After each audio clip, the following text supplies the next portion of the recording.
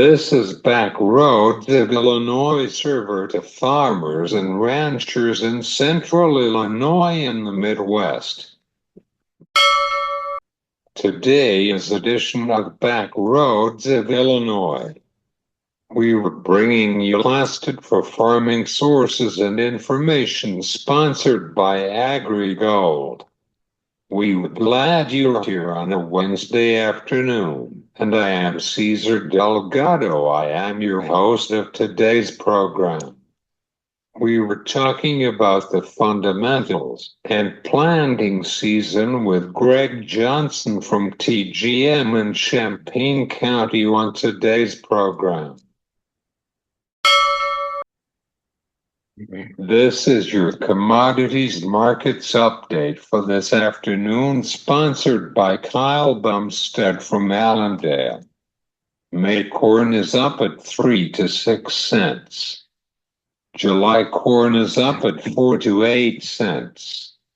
May beans are down at 4 to 5 cents. July beans are down at 5 to 10 cents. KC May wheat is down at 8 to 5 cents. KC July wheat is down at 3 to 5 cents. Chicago May wheat is up at 3 to 5 cents. Chicago September wheat is up at 5 to 10 cents. June cattle is down at 5 to 10 cents. August cattle is down at 8 to 6 cents. May feeder cattle is down at 3 to 5 cents. July feeder cattle is down at 9 to 4 cents. June hogs is up at 3 to 6 cents. August hogs is down at 9 to 5 cents. This been your commodities markets for today. Grains markets are challenging and uncertainty with ag trade deficit for farmers in central Illinois. We were talking about it with Greg Johnson from TGM in Champaign. Illinois, how are things in Champaign? Things are going well here in Champaign County. We've been extremely fortunate. We've missed the rains so far. We're supposed to get rain today, tomorrow, which may keep us out of the fields for a couple of days, but we've been hitting it hard here, and planting progress is going along nicely. Great to hear that. So, Greg, what is your thoughts on the corn acreage for 95 million acres? You know that, right? But is there anything would be concerned about the grains markets? Yes. While we are in good shape here in northern and central Illinois, southern Illinois, south of I-70, has been extremely, extremely wet, and they are behind planting for both corn and soybeans. And it's not just southern Illinois, it is Kentucky, Tennessee, Arkansas, southern Missouri. So that whole Ohio Valley region is very wet with more rain in the forecast. So there is a potential that some of those acres that were intended to go to corn may get switched over to beans because of the lateness of the potential planting date.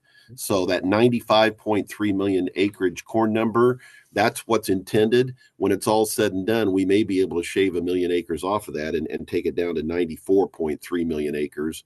And then by default, increase the soybean number from 83.5 to 84.5 million acres. What is your thoughts on the corn acreage for today's numbers? The 95.3 seems high to me, only because southern Illinois, Kentucky, Tennessee probably won't get all the corn planted that they intended to. So that's where we're going to see a shift in acres. It may be as much as 1 million acres that get shifted from corn to soybeans in southern Illinois, Kentucky, Tennessee, Missouri, and Arkansas. You mentioned before you got some rain, but what is your position on the planting progress for this year? Here in Illinois, I think we're in good shape. For the month of April, we've had 3.2 inches of rain.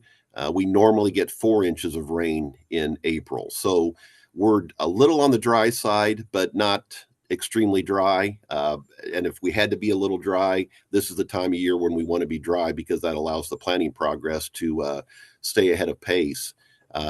We've been dry for 5 months in a row. We've had less rain than our 10-year average ever since November. So, we're in a dry pattern, but things have a way of averaging out. And if you have to be dry, I'd rather be dry now. And hopefully we'll compensate for that and make up for that in June, July, and August. But the jury's still out on that. But the dry weather so far has been a benefit to central Illinois farmers. It's allowed them to get a majority of their crops in the ground.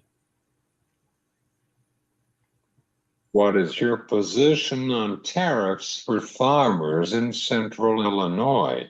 Could you tell us what's impact on this trade war? I think the tariffs and the trade war talk probably will have a much bigger impact on the soybean market than it will on the corn market. The reason is China really doesn't buy much corn from us. They buy a lot of soybeans from us.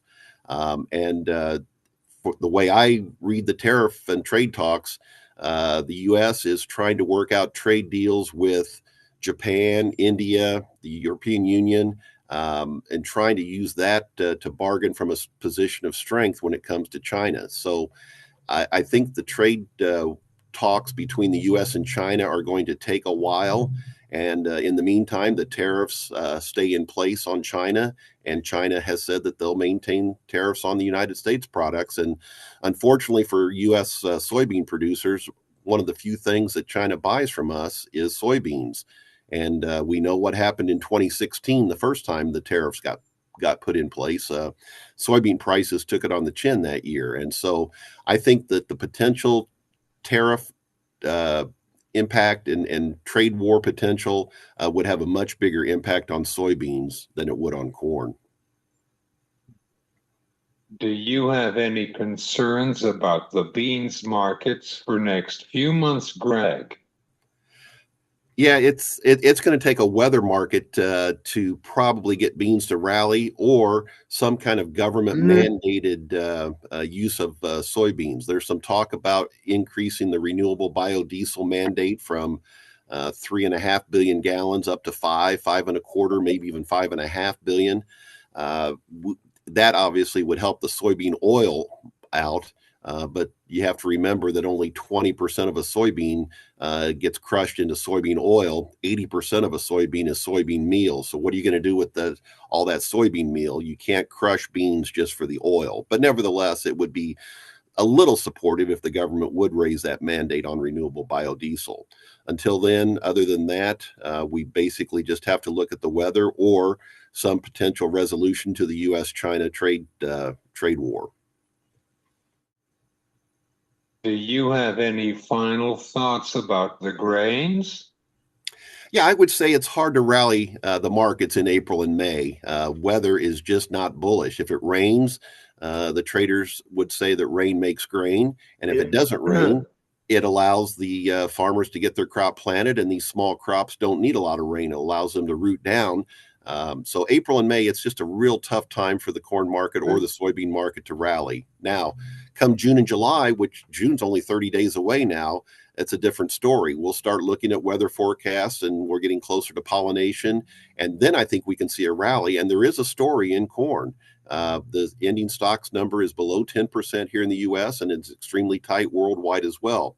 Not the same situation for soybeans. So I think there's a story in corn, and I think the funds know that, and I think the funds will maintain their long position.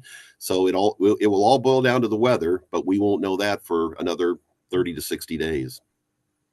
It's almost May, Greg. We know it's June.